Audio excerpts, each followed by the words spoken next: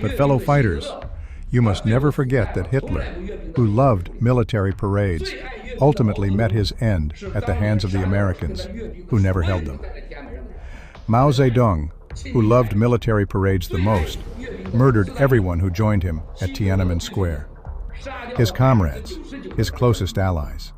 Stalin, who loved military parades more than anyone, and whom Hitler emulated, murdered 99% of his generals. Let's look at the CCP's past 5 major military parades.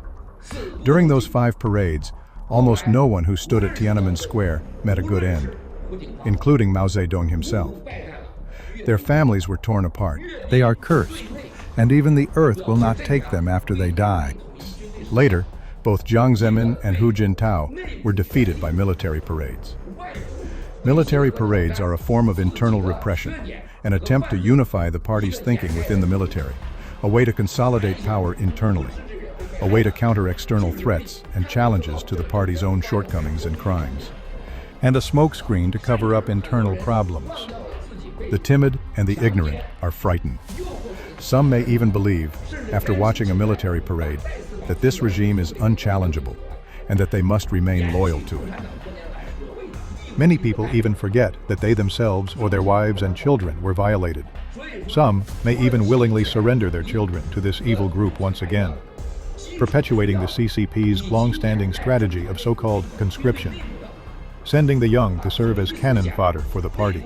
So, beyond the fundamental needs of totalitarianism and dictatorship, and covering up internal conflicts within the regime and the military, they must unify thought, intimidate the military, threaten the people, and flex their muscles before the world to prevent or delay their demise.